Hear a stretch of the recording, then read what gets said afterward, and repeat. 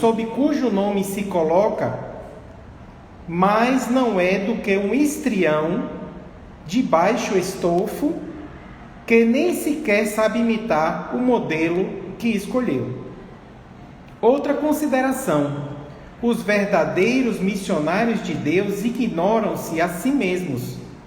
Em sua maior parte, desempenham a missão a que foram chamados pela força do gênio que possuem, secundado pelo poder oculto que os inspira e dirige a seu malgrado, mas sem desígnio premeditado.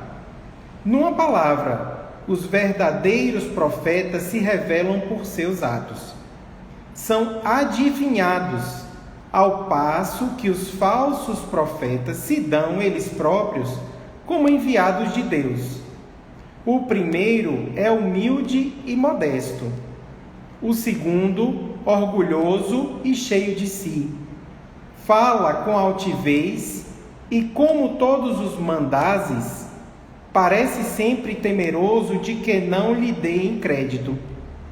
Alguns desses impostores têm havido, pretendendo passar por apóstolos de Cristo, outros pelo próprio Cristo, e, para a vergonha da humanidade, não encontrado pessoas assaz crédulas que lhes creem nas torpezas.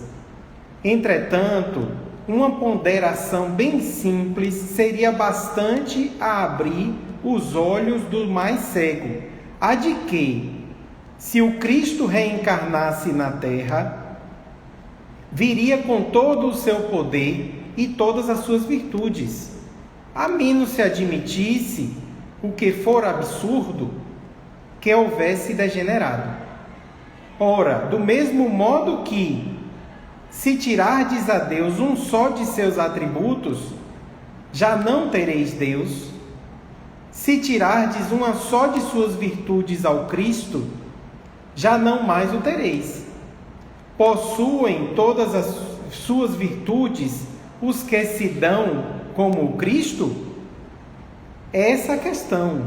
Observai-o, perscrutrai-lhes as ideias e os atos, e reconhecereis que, acima de tudo, lhes faltam as qualidades distintivas do Cristo, a humildade e a caridade, sobrejando-lhes as que o Cristo não tinha, a cupidez e o orgulho. Notai, ademais, que neste momento há, em vários países, muitos pretensos Cristos, como há muitos pretensos Elias, muitos João ou Pedro, e que não é absolutamente possível sejam verdadeiros todos. Tende como certo que são apenas criaturas que exploram a credulidade dos outros e acham cômodo viver à custa do que lhes prestam ouvidos.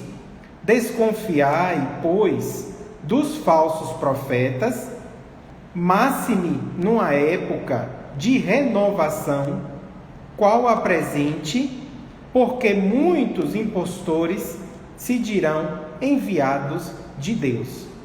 Eles procuram satisfazer na terra a sua vaidade, mas uma terrível justiça os espera, podeis estar certos. Erasto, Paris, 1862. Temos então um item do Evangelho bastante interessante. E o que chama muito a atenção é quão atual ele é.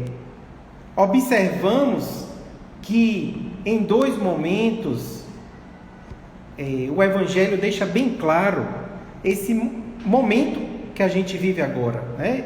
E a gente observa bem a questão de que naquele momento em que o Evangelho foi ditado pela espiritualidade, passava-se por um momento de transição. A gente sabe que a recepção do Consolador foi um grande momento de transição para a humanidade na Terra.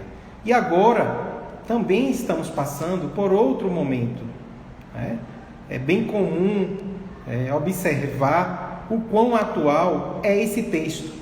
Quando ele nos diz, por exemplo, que desconfiar dos falsos profetas é útil em todos os tempos, mas, sobretudo, nos momentos de transição em que, como no atual, se elabora uma transformação da humanidade. Olha que interessante, né? Passamos agora por um momento de transformação da humanidade. Então, é um texto bastante atual para todos nós, nesse momento que vivemos, né? Por quê? Porque é nesse momento que uma multidão de ambiciosos e intrigantes se arvoram em reformadores e messias. Quantos encontramos aí na internet fazendo justificativas para o momento pelo qual passamos, né? A gente vê, na verdade, o quão verdadeira é essa afirmação. Nesse momento, uma multidão de ambiciosos e intrigantes se arvoram em reformadores e messias. No outro momento, ele deixa bem claro, né, pela fase a qual estamos passando, quando diz o seguinte: tende certo que são apenas criaturas que exploram a credulidade dos outros e acham cômodo viver à custa do que lhes prestam ouvidos. Desconfiai, pois, dos falsos profetas, máxime numa época de renovação, qual a presente.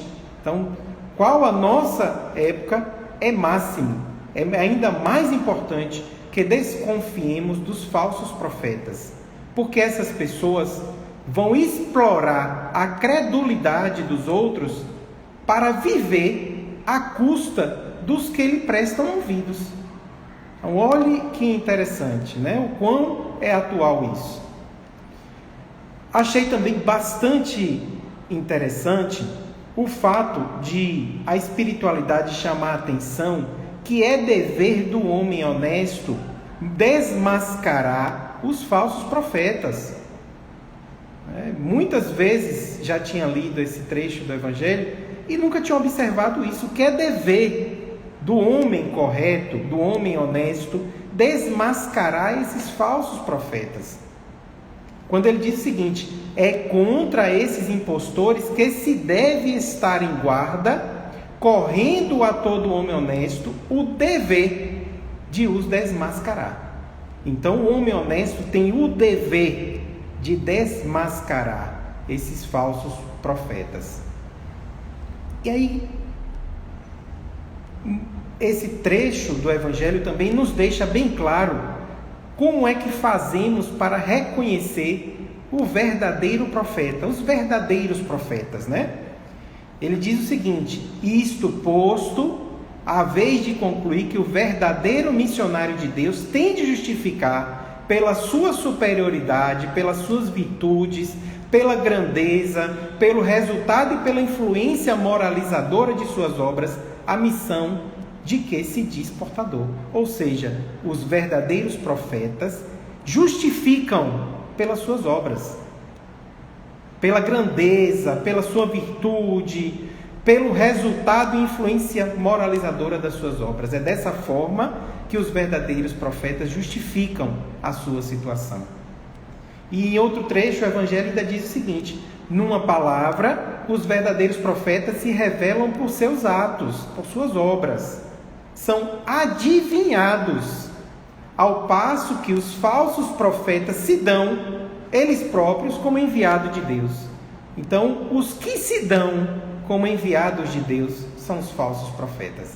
Os verdadeiros são adivinhados. Eles nunca se apresentam. As pessoas o reconhecem pelo que fazem, pelas suas obras.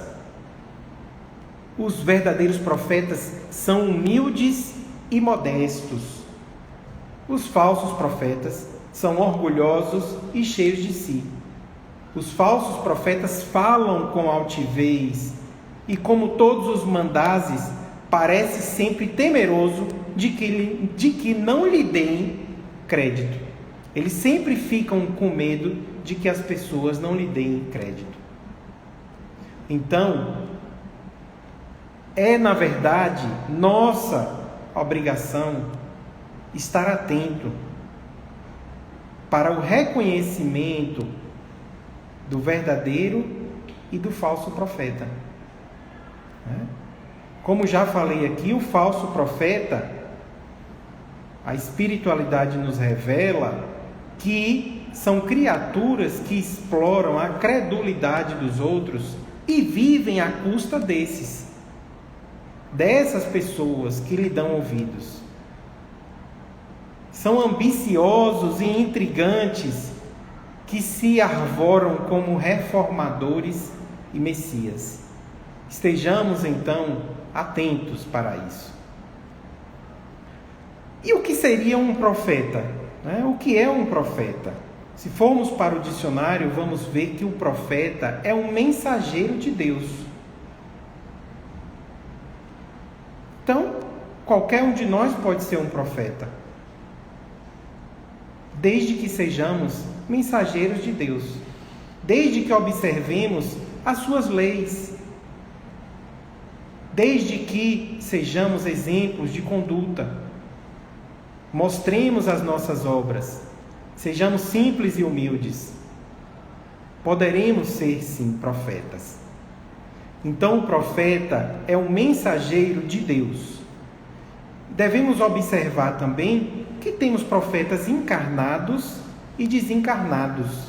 Os desencarnados são chamados profetas da erraticidade. Então é interessante que a gente fique atento não só aos profetas encarnados, mas também aos profetas desencarnados. Bom, em sendo o profeta um mensageiro de Deus, é interessante que a gente faça aqui um pequeno estudo do que é Deus. Segundo a doutrina espírita, Deus é a inteligência suprema e soberana. É único, é eterno, imutável, imaterial, onipotente, soberanamente justo e bom, infinito em todas as perfeições, e não pode ser diverso disso. Só que nós, humanos, ainda não conseguimos sondar a natureza de Deus, porque para compreendermos a Deus, precisamos de mais sentido, que só adquirimos quando depurarmos os nossos espíritos. Dessa forma, observamos a grandiosidade desse Pai, de Deus. E se formos orientados segundo a Gênese, se formos orientados pela luz de Deus, nunca nos transviaremos. Se, portanto, a gente está errando, é porque unicamente não seguimos o roteiro que estava indicado. Se seguirmos o roteiro de Deus, não nos transviaremos.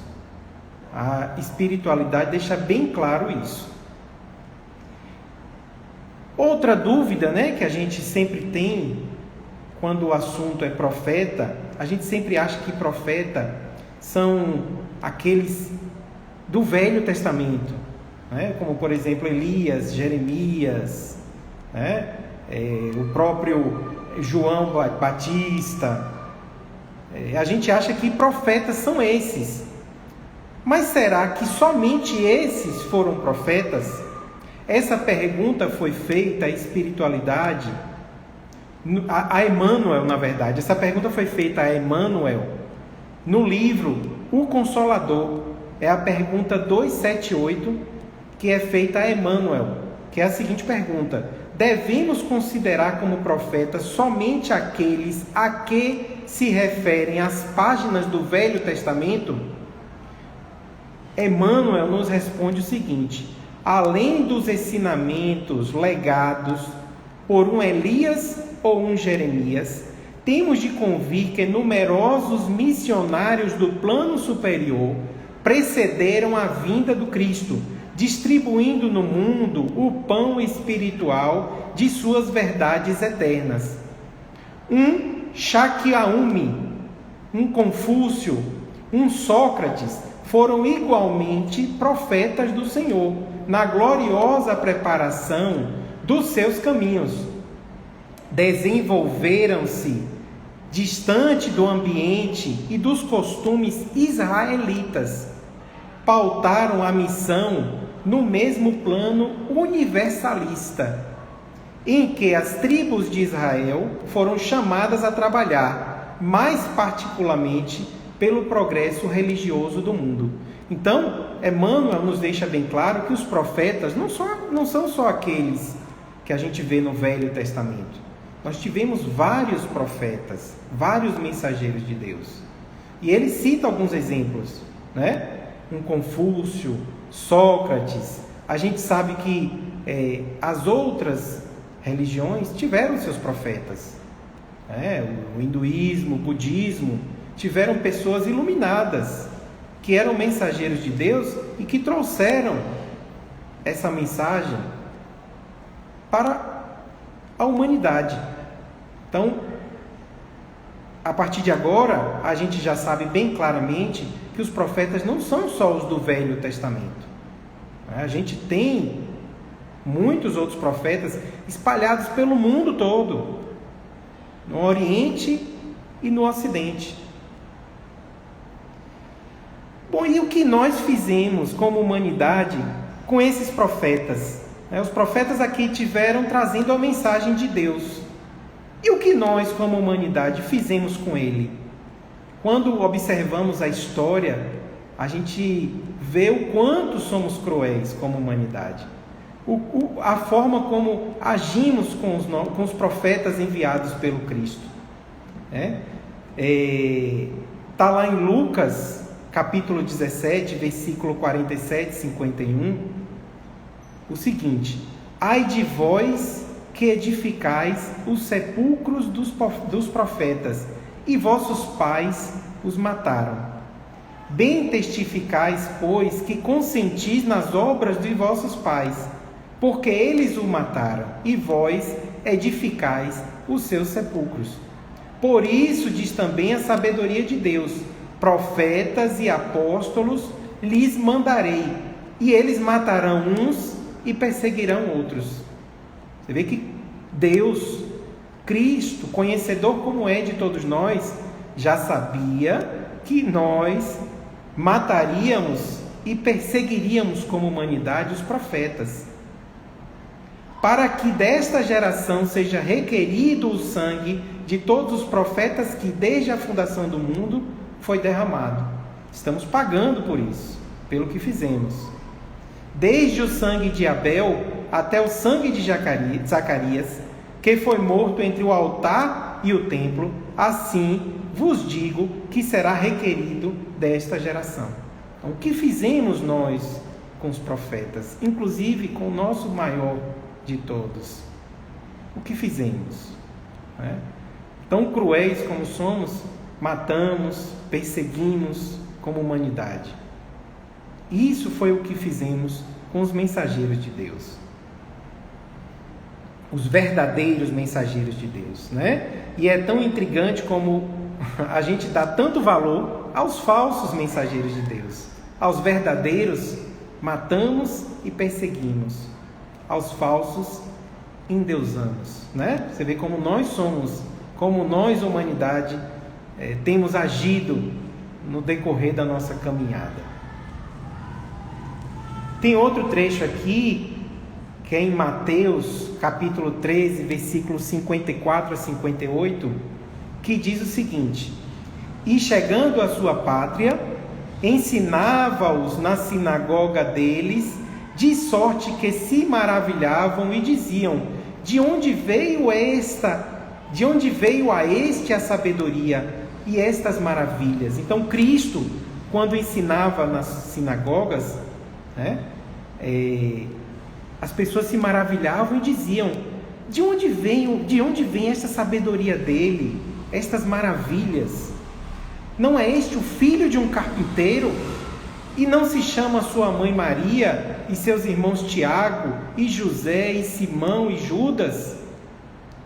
E não estão entre nós todas as suas irmãs? De onde veio, pois, isto tudo? Eles não acreditavam, porque Cristo estava no meio da população pobre, né? Cristo convivia com os carpinteiros, Cristo era carpinteiro, né? Depois, quando se muda para Cafarnaum, ele vira pescador junto com Pedro. Então Cristo é do povo, e o povo dizia: gente, como ele adquiriu toda essa sabedoria, se ele está aqui no meio de nós? E escandalizavam-se nele. Jesus, porém, lhe disse: não há profeta sem honra, a não ser na sua pátria e na sua casa. E é verdade, os profetas na sua pátria e na sua casa não têm valor, né? E não fez ali muitas maravilhas por causa da incredulidade deles. Então, em sua própria terra, Cristo não fez ali muitas maravilhas, porque as pessoas eram incrédulas, não acreditavam, por ele ser o filho de um carpinteiro, por ele ser filho de Maria, irmão de Tiago, José, Simão, Judas, né? Eles não acreditavam que seria um profeta. Então, outra coisa que nós fizemos, demos pouco crédito aos nossos profetas, né? Perseguimos, caluniamos, matamos os nossos profetas.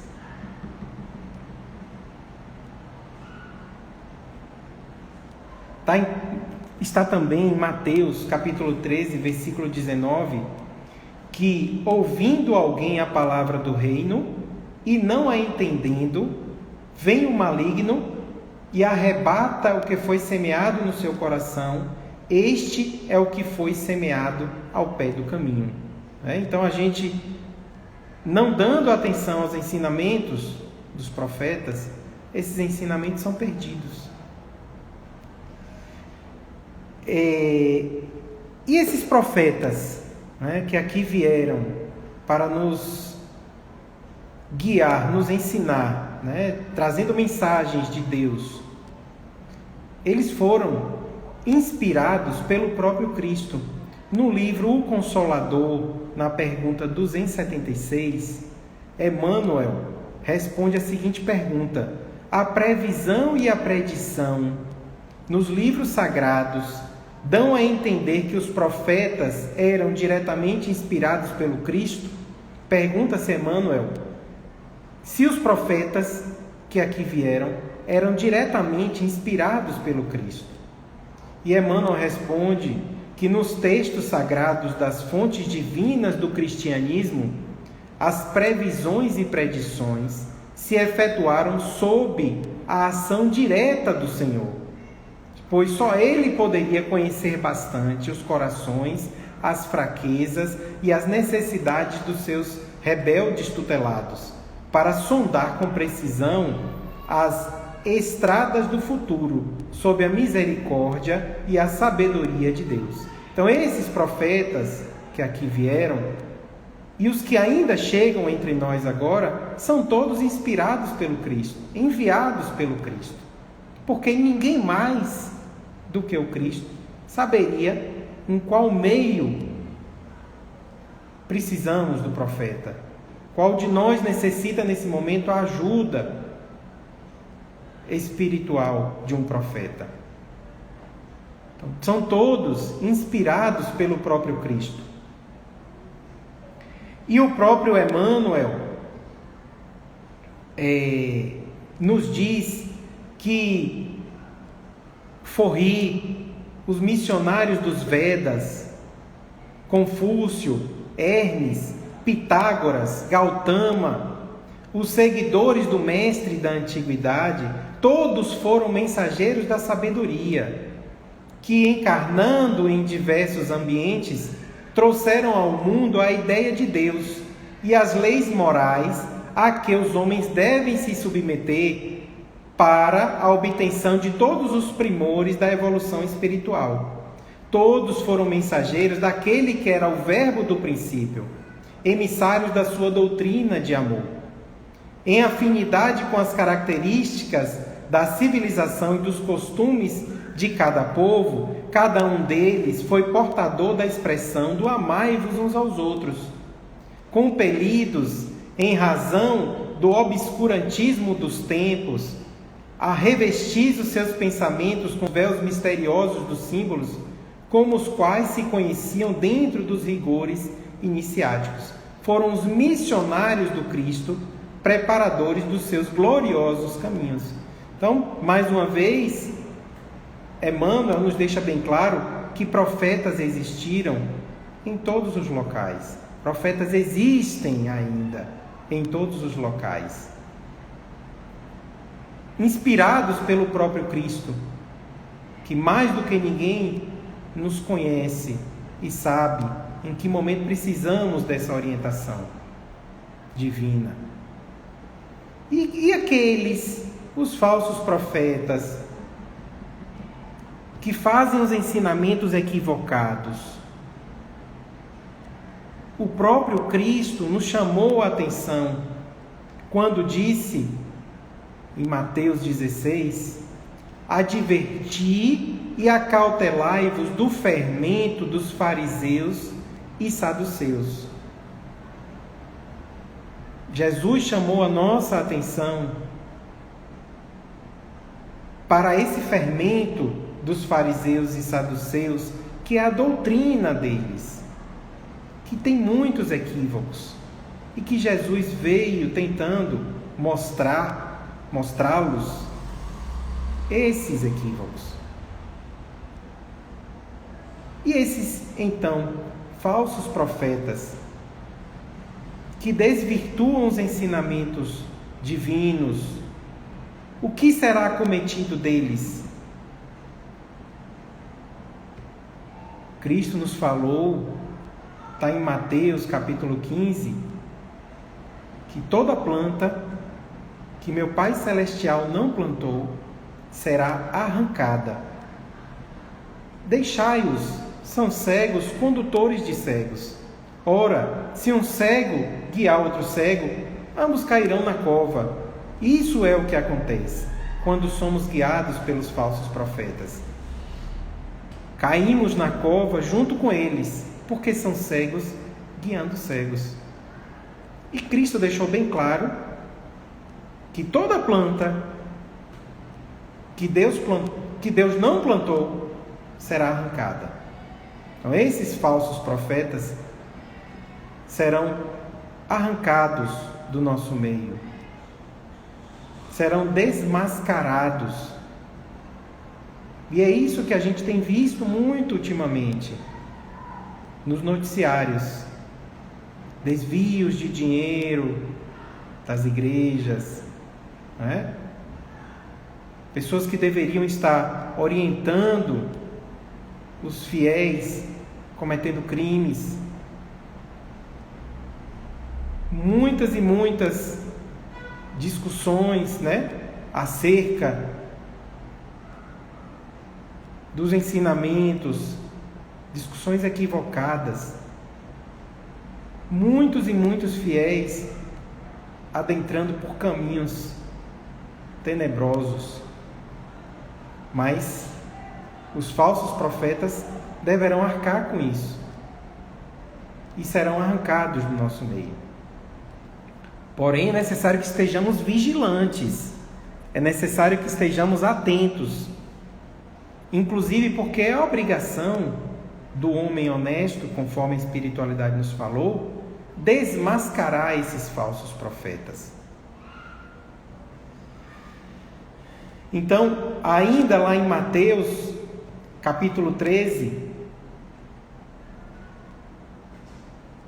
tem o seguinte: mandará o Filho do Homem os seus anjos, e eles colherão do seu reino tudo o que causa escândalo, e os que cometem iniquidade, e lançá-los-ão na fornalha do fogo. Ali haverá pranto e ranger de dentes. Então os justos resplandecerão como o sol no reino do Pai. Quem tem ouvidos para ouvir, ouça. Então, serão enviados, conforme Cristo nos disse, anjos que colherão do seu reino todos os que causam escândalo, cometem iniquidades, são os falsos profetas.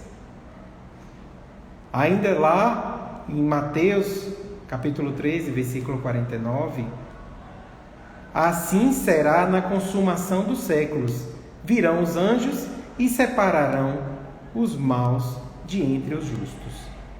Então isso é o que acontecerá com os falsos profetas que guiam as ovelhas do grande Pai no caminho equivocado. Emmanuel ainda nos fala nesse livro O Consolador, que tem um capítulo só de profetas, perguntas e respostas a respeito dos profetas, bem interessante, que possamos depois pesquisar. Foi feito a Emmanuel a pergunta se os profetas do Cristo têm voltado à esfera material para trazer aos homens novas expressões de luz para o futuro da humanidade.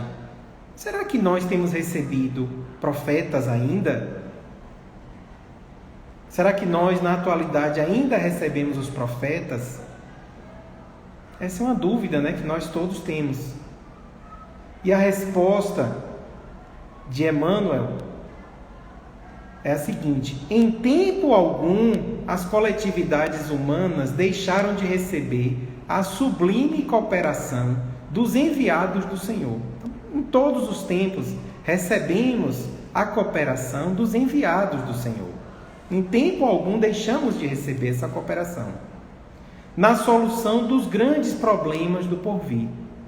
Esses enviados, então, vêm até a nós para ajudar-nos na solução dos nossos problemas.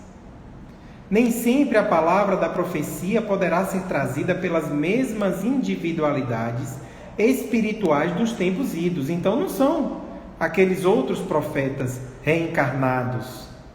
Nem sempre eles poderão vir aqui mais. A gente sabe que existe uma progressão espiritual. Nem todos reencarnam mais aqui. Então, será que é o mesmo profeta que está reencarnado? Nem sempre. Contudo, os profetas de Jesus, isto é, as poderosas organizações espirituais dos planos superiores. Então, olha, os nossos profetas hoje são principalmente as poderosas organizações espirituais dos planos superiores. Têm estado conosco incessantemente, impulsionando-vos a evolução em todos os sentidos, multiplicando as vossas possibilidades de êxito nas experiências difíceis e dolorosas. É verdade que os novos enviados não precisarão dizer o que já se encontra escrito. O que já está escrito não precisa ser dito novamente. Em matéria de revelações religiosas, todavia, agem nos setores da ciência e da filosofia, da literatura e da arte. Olha que interessante, profetas agindo nos setores da ciência e da filosofia, da literatura e da arte, levantando-vos o pensamento abatido para as maravilhosas construções espirituais do porvir. Igualmente, é certo que os missionários novos não encontram o deserto das figueiras bravas. Não é mais aquela situação de antes. O mundo melhorou, onde seus predecessores se nutriam apenas de gafanhoto e mel selvagem, mas ainda são obrigados a viver no deserto das cidades tumultuosas, entre os corações indiferentes e incompreensíveis, cercados pela ingratidão e pela zombaria dos contemporâneos, que muitas vezes lhe impõem o pelourinho e o sacrifício. O amor de Jesus, todavia, é a seiva divina que lhes alimenta a fibra de trabalho e realização, e sob as suas bênçãos generosas, as grandes almas solitárias atravessam o mundo, distribuindo a luz do Senhor pelas estradas sombrias. Então, temos profetas hoje na arte, na ciência, na filosofia, na literatura, e eu fico pensando o quão deve ser doloroso para eles conviver conosco, uma humanidade tão atrasada. Eles conhecedores, de tanto progresso espiritual, mensageiros de Deus, vêm aqui trazer a evolução para todos nós, humanidade. O quanto devem se sentir, como Emmanuel falou, no pelourinho, presos. Imagine o sacrifício de todos eles, né? Encarnarem aqui para nos trazer essas palavras de Deus, né? Então, temos profetas hoje, sempre tivemos. Nunca fomos abandonados. A mensagem de Deus sempre está vindo. E aí outro questionamento é o seguinte: será que podemos ser profetas, então? A gente tem profetas espalhados pelo mundo. Será que podemos ser profetas? Emmanuel, ainda, no livro Harmonização, tem um capítulo que fala que é sobre profetas e apóstolos. O nome do capítulo é Profetas e Apóstolos. E ele diz o seguinte: profetas e apóstolos não vivem tão somente nos círculos dos preceitos religiosos. Tempo virá em que o conceito da revelação divina abrangerá todos os departamentos das atividades úteis e generosas. O serviço nobre em todos os tempos requisita missionários da visão e apóstolos da ação. São eles que enriquecem os patrimônios da vida, recebem a onda de inspiração das esferas superiores e ambientam as ideias do bem, plasmando-as em seguida através de serviços inestimáveis à coletividade. Então, os profetas e apóstolos não estão só nos círculos dos preceitos religiosos, eles estão em todos os ambientes, né? Todos os departamentos de atividades úteis e generosas, temos profetas. Ainda diz o seguinte: entretanto, a multidão e a vulgaridade jamais entenderam semelhantes trabalhadores no tempo adequado. Normalmente eles não são entendidos, né? Quando você vê um profeta, um missionário de Deus fazer uma grande obra, normalmente no começo as pessoas questionam, né? Mas é estranho. Não é uma pessoa viver pedindo para os outros. A gente tem exemplos muito próximos de todos nós, né? De pessoas de alma nobre que vivem para o próximo, né? Egoísmo zero, orgulho zero, vivem a pedir pelo próximo. E assim a gente acha estranho, que aquilo é estranho para todos nós. Nós somos extremamente egoístas, pensamos em nós mesmos. A gente acha um altruísta no nosso caminho, a gente acha estranho. Então, essas pessoas não são entendidas pela sociedade. Sejam cooperadores da religião, da ciência ou da economia, experimentam perseguições e ataques dolorosos que lhes fenecem a justa noção de soledade em que passam no mundo. Não lhes perdoa a superioridade, nem se lhes tende a visão ou o serviço nobre. Trava-se a luta. Às vezes, os trabalhadores são candidatos à posição de profetas ou apóstolos, porque o homem, em todas as circunstâncias, deverá a si próprio a elevação ou a decadência. E que isso se verifica, a vulgaridade costuma vencer. E quando isso se verifica, a vulgaridade costuma vencer. Olha que interessante, né? Nós deveremos a nós próprios a nossa evolução ou a nossa decadência. Não devemos a um profeta a nossa evolução ou a nossa decadência. Eles podem nos ajudar, mas não serão responsáveis pela nossa evolução nem pela nossa decadência. Falha em parte a experiência de maior ascensão. Falham em parte a experiência de maior ascensão. Todavia, quando o profeta ou apóstolo já se identificou a exata união com Deus, torna-se elemento de trabalho da providência divina. Ele não desiste, ele continua apesar das dificuldades. Constitui-se em seu enviado na terra e atropelado, esmagado, perseguido, o trabalhador fornece testemunho em si mesmo e atinge seus fins, cedo ou tarde, atendendo com valor os desígnios de Deus. Então, temos profetas em todos os ambientes, não é só nos círculos religiosos. Normalmente a gente acha que os profetas estão nos círculos religiosos. mas não. E bem interessante quando Emmanuel nos fala que o nosso crescimento, a nossa evolução deve ser a nós mesmos. Nós é que somos responsáveis por nós mesmos. Eu achei no livro Boa Nova um trecho muito interessante que fala sobre isso. Vou procurar aqui para ler. Porque quando os apóstolos estavam com Cristo em oração no dia antes do seu tormento, dormiram, né? Cristo pediu que eles ficassem em vigilância. Cristo sabia do que estava a acontecer. E por 2 momentos, Cristo os pega dormindo e fala: mas vocês não conseguem nem por um momento orar junto comigo, né? E depois que Cristo foi então preso e massacrado, morto na cruz, os discípulos ficaram se questionando: meu Deus, será que se eu tivesse atento naquela hora, naquele momento, poderia ter evitado tudo isso?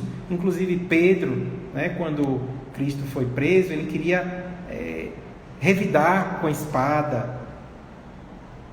Depois então da morte de Cristo, eles ficaram se questionando em relação a isso. Será que se nós estivéssemos atentos, se não tivéssemos dormido, teríamos mudado toda a situação? E Cristo, depois de ressuscitado, revela o seguinte, está no livro Boa Nova: algum tempo passou sem que o filho de Zebedeu conseguisse esquecer a falta de vigilância da véspera do martírio. Certa noite, após as reflexões costumeiras, sentiu ele que um sono brando lhe anestesiava os centros vitais. Como numa atmosfera de sonho, verificou que o Mestre se aproximava, Cristo se aproximava. Toda a figura se destacava na sombra, com divino resplendor. Precedendo suas palavras do sereno sorriso dos tempos idos, disse-lhe Jesus: João, a minha soledade no horto é também um ensinamento do Evangelho e uma exemplificação. Ela significará para quantos vierem em nossos passos que cada espírito na terra tem de ascender sozinho ao calvário da sua redenção, muitas vezes com a despreocupação dos entes mais amados do mundo.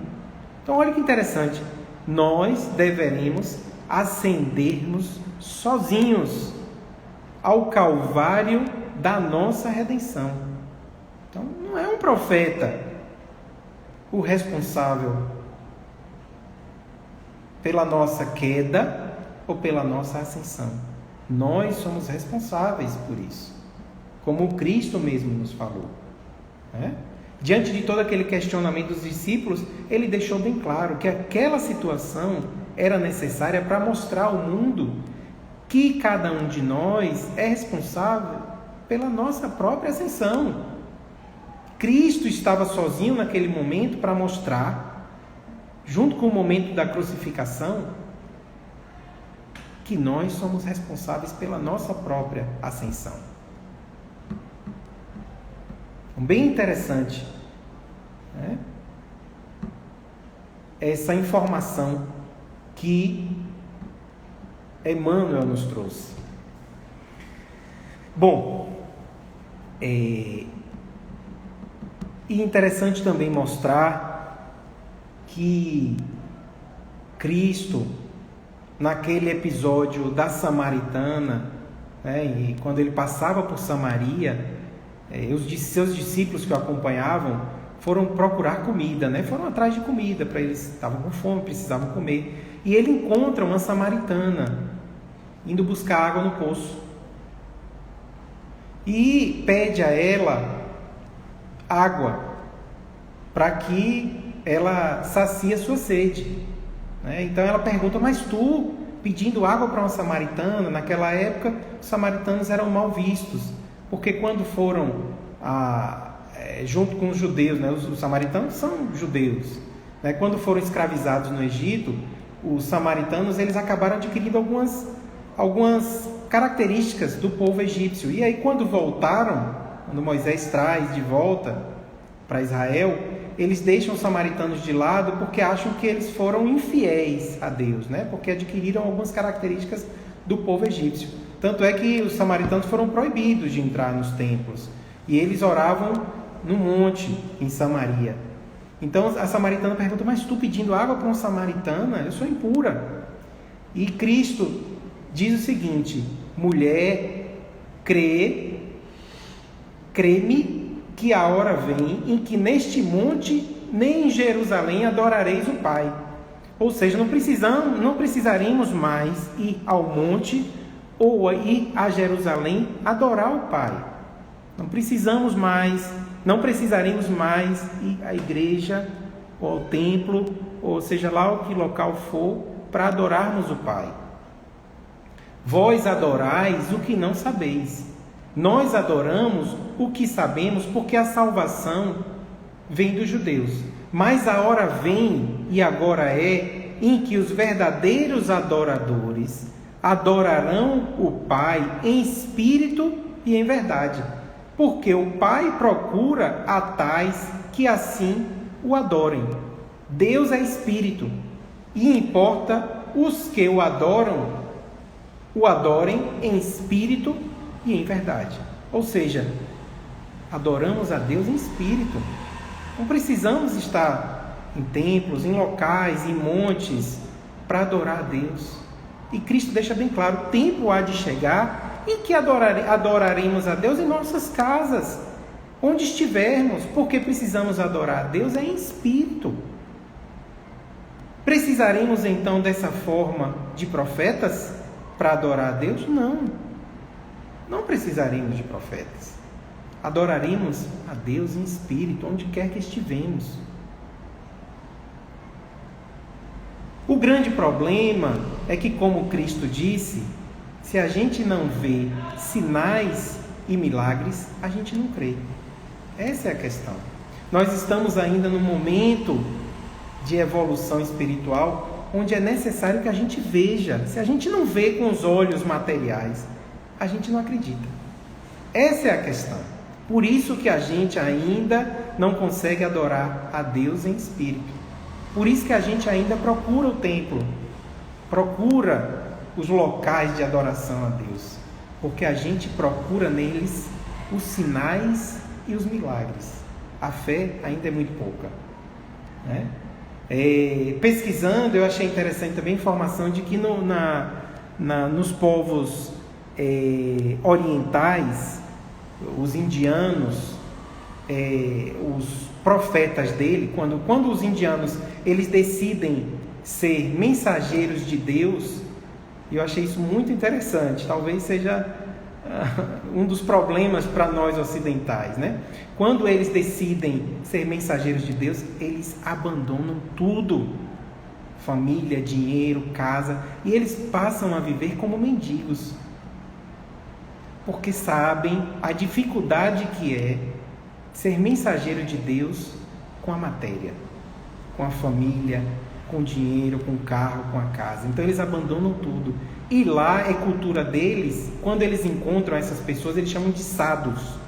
Quando eles encontram sadhus, eles dão dinheiro, porque sabem que os sadhus estão ali no caminho à procura de Deus.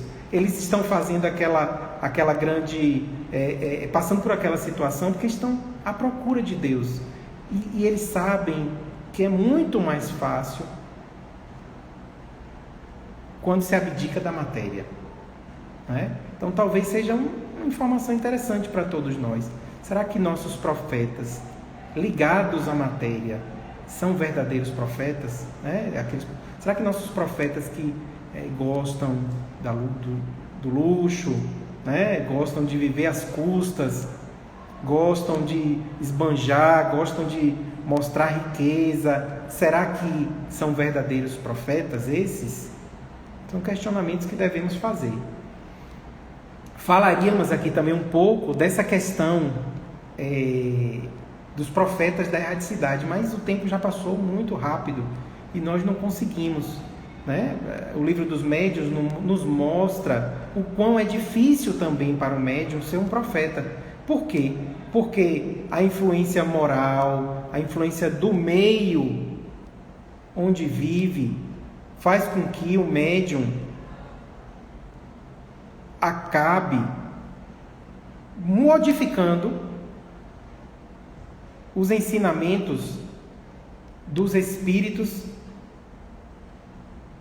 que nos vêm trazer informações importantes, orientações importantes. Então, nem sempre aquilo que a gente ouve do médium é o que o espírito nos quer falar, porque o próprio médium, a máquina, né, física do médium, o meio em que ele vive, a questão moral, influencia no resultado final da comunicação. Então, falaríamos aqui hoje sobre isso, mas infelizmente o tempo já nos pede a finalização do nosso trabalho, e então aqui vamos pedir, né, que sejamos sempre orientados pelos nossos irmãos espirituais, a fim de que possamos ser profetas também, né?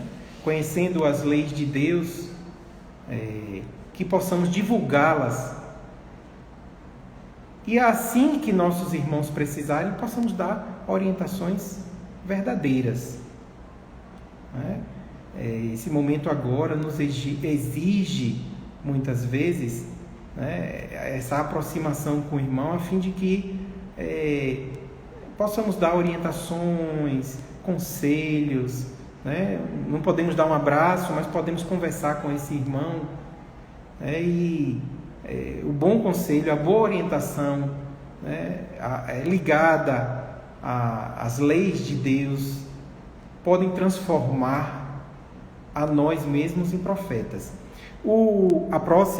Nosso próximo encontro, de hoje a 8, falará sobre o capítulo 5, Bem-aventurados os aflitos, item 25, a melancolia.